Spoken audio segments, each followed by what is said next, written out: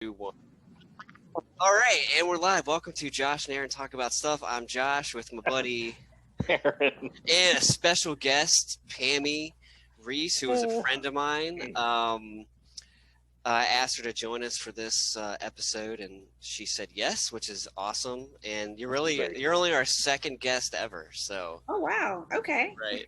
So it's cool, and it's nice to have like a different perspective, because normally it's just me and Aaron talking, and we like to do that anyway, but we can get long-winded sometimes. But all right, so this season we've been talking about a lot of social issues. And we've made it to the point where, well, this episode we're going to be talking about racism and then a little bit of white fragility.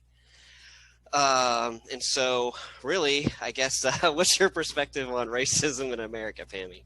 Well, certainly it exists, and it is something that greatly impacts how I move throughout the world as individuals who look like me. And I think it's time that we start having conversations about it and stepping outside of our comfort zones and, being uncomfortable. I think that's the whole premise, I think. And it's here. We have to acknowledge it in order to move beyond and to hopefully create some changes for everyone.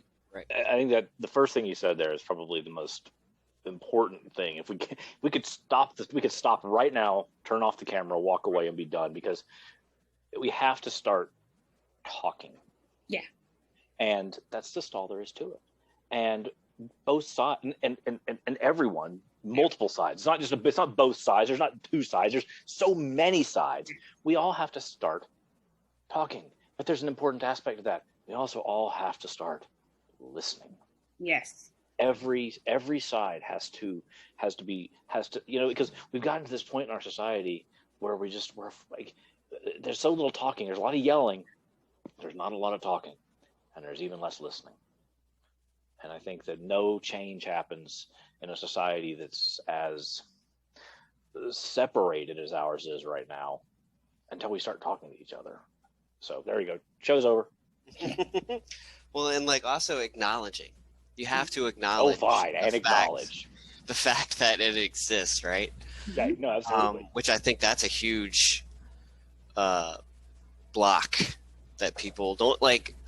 We have a really easy time acknowledging all the evils of the world, but we don't ever want to acknowledge anything at home. Right. Yeah, the fact that there's actually a conversation that we have to have, that some people have to be convinced that this is a real thing, is appalling to me. Well, yeah. And it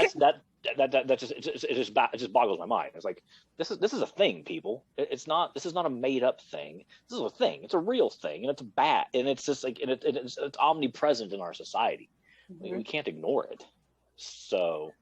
No, and I think, unfortunately, I mean, how things, you hear the expression, things, good, bad, worse, and then comes back around. And I think, and just looking at things that have happened in recent years, I mean, because it's forever been present, Mm-hmm. However, I think just some things that we are experiencing in America right now, it has made it, I think, a little easier to have the conversation, because people have finally started to, you can't ignore it.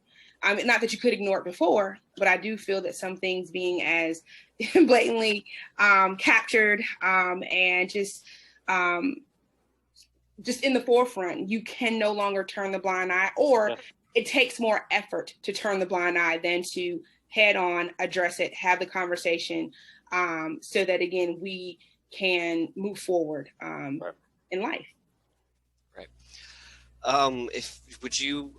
If you want to, you don't have to, of course, but share any experiences that you've had growing up, or even as an adult. Well, before that, I just want like racism. It's like one of those things. It's like, what it is. It's hard to define, but I think one thing that we can all agree, it's like a system that is put in place, and it's just it's one of those vicious cycles that if we don't acknowledge it, right, then we can't get rid of it. And I just want to I don't know why I brought that up. I just wanted it to be like, it's one of those things that it's like one of those like benchmarks. Hey, if you can't agree to what it is, then how are we even gonna move forward? Anyway, I'm sorry. Go ahead. The floor is yours. No, that's cool. Yeah, I'm from Eastern North Carolina. Grew up in Jones County here, small county, small town of Pollocksville. And around maybe 6th grade, my family moved to Carteret County. And I think that probably that move during that period of my development in life, I think looking back now, that was probably definitely a turning point in me being becoming aware of how racism or just the difference in races impacts so much. I totally went from what I've clearly been African-American female. I am a minority. However, in Pollocksville and just my community, my school, I was part of the majority. So I did not necessarily feel different or had things be so obviously that I would stand out from until I moved to Carteret County. And again, I enjoyed my time in Carteret County, great friends, great experiences. However, looking back and looking at how things are different and how it has shaped me, oh goodness, yes. I mean, going from being, maybe 5 or 6 individuals who are white in my classes in elementary school to the middle school and high school to again, school-wide being a small percentage of Black people, and in some classes being the only Black female because of honors classes and things of that nature, and just how things were structured. I recall in high school the observance of Confederate Flag Day. And again, I'm not too old, I'm 41, but again, just kind of seeing that kind of play out, having in one of my classrooms on the back wall, a gigantic Confederate flag be on display all year. And it was only taken down. It was a history class, but it was only removed on Saturdays when the SAT would be given. And, when your schools or buildings are SAT test sites, you have people from all over schools and different places coming in to take these tests. So it would be removed for that purpose only. But the day-to-day, Monday through Friday, school year, this flag is up in a classroom. And I mean, and that's one of those things you look back like, wow, how was that possible? How is that okay? Right. How is that okay to go in?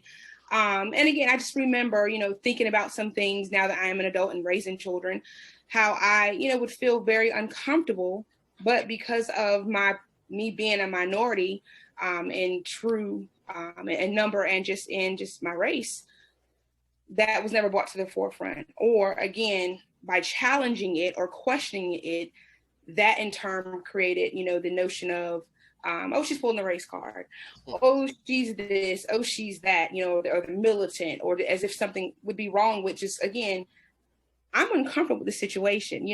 Let's talk about why this is not okay. How do you see? Do you see us as a country? Are we on a path that is moving in a positive direction overall, or are we going backwards? I think we are going backwards, and I say that because I think of how I feel now as an adult. Granted, I was not alive back in the 60s and 70s and 50s, when things were really horrible. But, movies and things that I've seen, that were filmed during that time span and the emotions that I have felt walking out of my home after things have been captured on video or the stressors, I feel that it's far worse. I feel that it's either there or just worse. So I don't think we're walking in better. I think we've taken steps backwards because I think the boldness that some people now have to go on record and saying extremely hurtful things. All of a sudden, they somehow feel like it's okay. Yeah, it is. I can say these awful things, and it's okay. Can say and do over and over again. Absolutely. That's what to me makes it, and I think there's that. With the age of social media and the ability, I think, to obviously connect across multiple mediums and to kind of raise that army and feed has made it terrible. Because before it was just whoever met in this area, back corner, storeroom or whatever after hours. Right. Now it just makes it so much easier to get like-minded people Yeah. together to think of things to do, or to that mob mentality of encouraging things to continue on. Right. Yeah. I think, like, in many of the conversations that we've had, I'm probably going to repeat myself with you, but like something that really like changed my life and like really understand it, well, as much as I can understand, I went to like a play, and Richard Wright was an African-American author, and he wrote a lot of really famous good books, and the play was about him getting a play made of his book, right? It was like a reenactment of that happening, and his editor was white, and he was being as sympathetic as he could. You know, hey, I've never had slaves. I've done everything I could for you. But Richard Wright's position was, that's all well and good, but you cannot fully understand the Black experience because you're not Black. As much as I can sympathize for it, I don't know what you've actually gone through, right? We lost Pammy. We'll get her back. Dude, no, you offended her, man. I offended her. Oh no! What did you do? She looked really yeah, still for a second. We'll say something if she comes back. And come back. Do you need I'm gonna ask her if she needs a re-invite. Do you need a re-invite? She was like stoically looking at me. Yeah, I'm like, dude, man, what are you listening? Oh no. And actually, this is all still recording, which just adds to the humor of it. It's fine. That's what happens, man. Yeah, right. That's what happens. That happens with live TV, right? Anyway, yeah, so we'll just wait. I'm waiting on to see. Oh, there she is. Woohoo! All right, she's back. She's back. You were like, your picture was frozen, and you were looking at me like really intently and like stoically, like, and I'm like, she's frozen. Anyway, so what was the last thing that I'm back. You were saying, you just starting your story. You were just saying that yeah. All right, so skip ahead a little bit. Yeah. White people can be as sympathetic and empathetic as possible, but we can't know the Black experience fully because we're not Black, right? And that really, when I heard the guy say that, it was like a hammer to the head. Like, I can't know. And while this is going on, this is even more mind-boggling. So there were students at the play. They could go to get like extra credit, right? While it's going on, I look over. I'm having this like life-changing experience, right? I look over. There's these two white college girls. They're on their phones, not paying attention at all. And I'm thinking to myself, they have no stake in the outcome of equality because it does not affect them in any way, shape, or form. Mm-hmm. Black people could get full equality or not. It makes no never mind to them because they're in a position that they didn't earn, by the way. And that's not even that, like they started on third base thinking they actually hit a triple. They started on third base, like, because they're just like, I'm like, they had great field position to start the game. I know, right? And how it's like coming to the Monopoly game late, expecting that you're actually going to be able to buy property, right? Which is a really good analogy. Now this life-changing experience, and they're just talking to each other, giggling on the phone, and I'm like, this is the problem. This is the issue. Even at like, you can be 19 and being like willing to have life-changing experiences and like understand that the world around you is not perfect, right? Right. And it just blew my mind that like, that's my point. It's just crazy that like, and that is like just across the nation, right? This refusal to even acknowledge that this is an issue. And whatever, if it happens, it happens. It's not going to affect my social currency. I'm white. I'm still going to have that social currency regardless, right? Which is something that I've come across, but yeah, it's just crazy. So I think that's why it's so important, though, with allies or just individuals who are willing to, whether it is in the presence of a minority or just behind closed doors. When you see and hear things calling it out and bringing it to the forefront so that, again, you're right, because for some people, yeah, until it is impacting, and it will never impact them because you're right, the privilege exists, right? But unfortunately, for someone like me, I don't have that luxury. So the, you know, the struggle, the fight, or my 11-year-old son. I mean, I think of just what the world that he has experienced in 11 years, and just the things in our neighborhood. 2 summers ago, he was out playing, and was playing with a group of kids in our neighborhood, and they were playing, I think at some point playing football or something, I'm not sure. But he and our neighbor, who might have been a year or 2 older than he is, but my son was the only black child in a group of white kids, but their team won, and they started celebrating, and it turned the kids on the other team, with the other group of kids. They, of course, blocked my son and his friend from leaving, and at some point a toy gun was held to my child's face or his head. And so it's kind of like, again, first of all, why was the gun only held to my child's head? Right. And again, it was, you know, because they were overly celebrating their win. And so that resulted in a conversation in my home about how and why that happened only to you. And again, fast forward a year or 2 later, he's riding his bike in the neighborhood with another friend, and he's called the N-word in our neighborhood. And so again, for me as a mom, you know, it is, as much as I want to shield my child, I can't shield him. He has to know that because of what he looks like, he's going to have a different experience than his friends. I can't allow him to do certain things because of how he will be perceived, or he may be interacted with by other people simply because of what he looks like. And that's an extremely hard pill to swallow in 2021.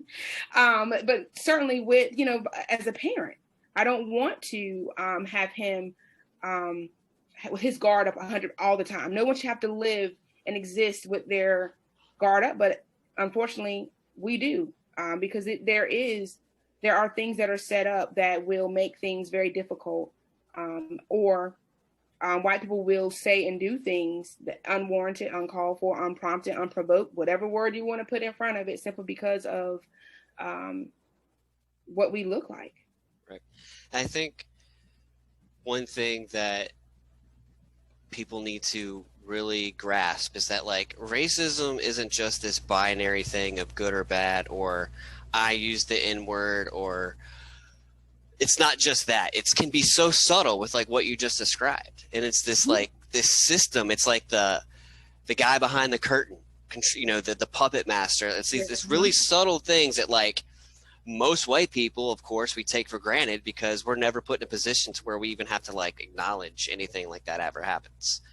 And then, of course, when and that's kind of like a little bit of the white privilege part is like, one, privilege isn't just about money, which people want to boil that down to, but it's about access. Yes. And like, you can be a poor white person and work really hard your whole life for everything you earned, but there's one barrier that you've never had to experience, and that's the color of your skin. It's never been one of those things that like prevented you from getting anything in your life, even though you've worked really hard. Because I hear older people, I worked for everything I had.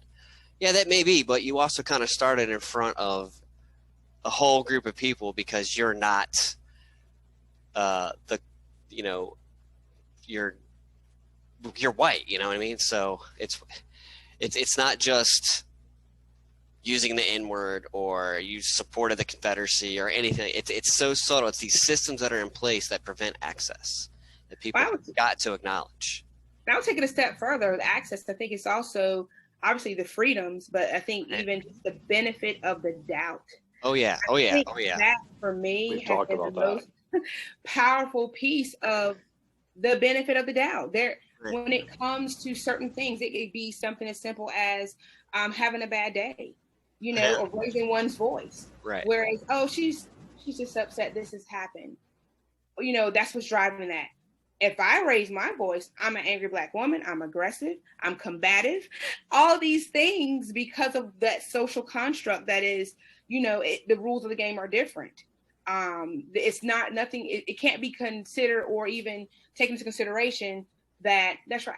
I'm having a bad day. Well, I think that's a perfect segue into the fragility piece of it.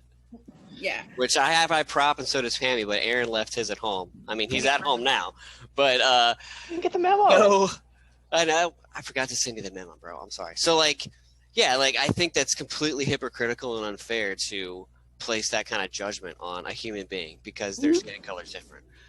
Like you're the angry black woman, but a white woman can go completely nuts, and she's justified in doing it. We're starting to crack down on the Karens. I will say we are. Wish a Karen would is something I've seen recently. We are starting to crack down on the angry white woman and being like, "Hey, enough is enough, Karen. Enough is enough." Right? And I mean, that's the thing, though. Why does that's not a bad thing? Thank God we're finally doing that. You know what, Karen? Stop. Right. Right. Karen and Kens. I mean, because there's right. No, absolutely.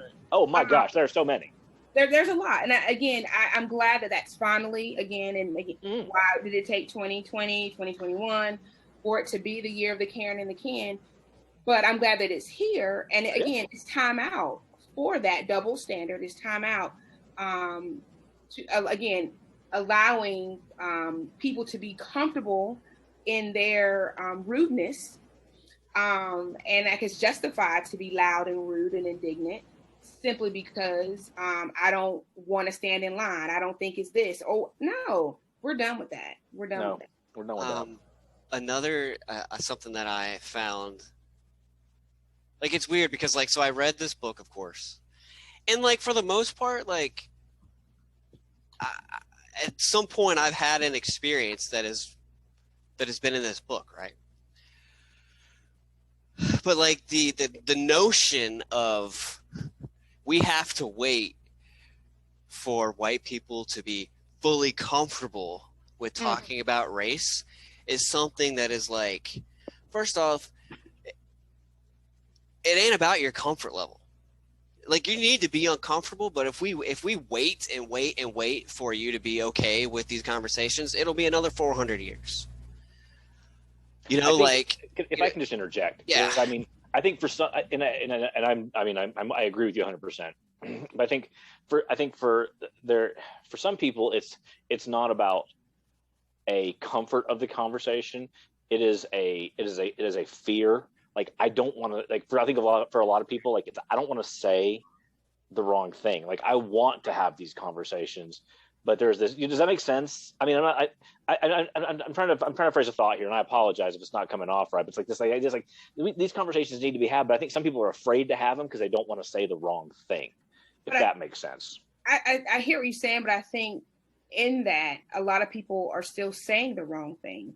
Mm-hmm. So it's like that. It's like an oxymoron. You know, I don't want to say the wrong thing, but I can't allow you to keep operating and saying and doing the wrong thing to keep me in my state of discomfort. No, absolutely. I 100% agree. Yeah. So, you know, and it's kind of like, because it is such taboo, I think it goes back to that privilege. It's almost like the other side. Yeah. It's like all around. It needs to be okay to say the wrong thing. It's like, let it be okay to say the wrong thing. If the wrong thing is said, as long as the wrong thing is said in a way that it's, now that was the wrong thing. Here's why it was the wrong thing. Here's the right thing. You know, it's like we need to be able to have those kind of conversations. Not be offended when you're called out on it. Right. Not be offended when you're called out on it, but also, you know, not, does that make sense? It's like, if I say the wrong thing, tell me I said the wrong thing. Let me say, hey, I'm sorry. I really didn't mean to say the wrong thing. And then educate. That is okay. That is okay that you said the wrong thing. Thank you for apologizing. This is the right thing. I mean, does that make sense? Like, that's the way these conversations need to start happening all around. Yeah, I can subscribe to that because I think a lot of it, the reluctancy is not wanting to just simply feel bad, because I think the notion of, you know, to be assumed to be racist is a bad thing. Right. No one wants to have that finger pointed or that label placed on there. Normal people don't want that. Right. But at the end of the day, you know, again, some of the most genuine, I guess, the well-intentioned statements are rooted in racist ideologies, or it's just a racist comment. Right. That you might feel great saying it, but the receiver feels horrible. Right. And I think the most obvious one is, you know, I don't see any color. That one statement, and again, as a child, and going through high school, or middle school, high school, and college, and even in my adult life, and even with my adult friends, that statement is tossed around or said many times. See color, embrace difference, right. Move on, right? I mean, that's the idea. Not I don't see color, see color. See, and it's embrace okay to see color. Yeah, it's okay. Because that makes that individual who they are. Right. It's like, that's the thing. It's like, I'm so sorry. In their journey in life. Because again, when you say you don't see me as an African-American female, then you won't ever respect me as that, because my walk is so different from your walk. So see me for who I am, so that again, when things happen in the world, you then let me follow up with Pammy. Because as a Black woman right now with George Floyd and what has happened to him, my God, she's got to be in her feelings. She must be just scared and just whatever as a result of what is going on in this world. So you have to see me for who I am, so that you can reach out and love me for who I am. Right. Like I have an extremely close friend who is Asian, and I know that right now that what's going on in our country is really hard for her. Like, I know that the level of Asian hate that is just sort of outpoured. I know it's tough, and so you can't say I don't see your color, because if I say that, then I don't acknowledge the fact that what she's going through and kind of what's going on with people just like randomly attacking people of Asian descent is appalling, and it disregards what she's going through. And so we have to see it. And billions of other people, because there's more than just white people on Earth. Right. A lot more. A lot more. Although you wouldn't know it if you talk to some people. Oh, yeah. They live in bubbles. Right. Well, we got to step out. You certainly have to get up from your table and go sit at someone else's, because that's the only way. And as long as we keep our bubbles and our groups with people who look like us, we'll never ever learn, never walk, and hopefully get to that place. But you have to be intentional and purposeful with your interactions with people, if you're truly interested in. If you really want to make that change that you say you want to make. That's right. It can't just be lip service. It can't just be like, oh, I don't see color, I love everybody. Well, you know what?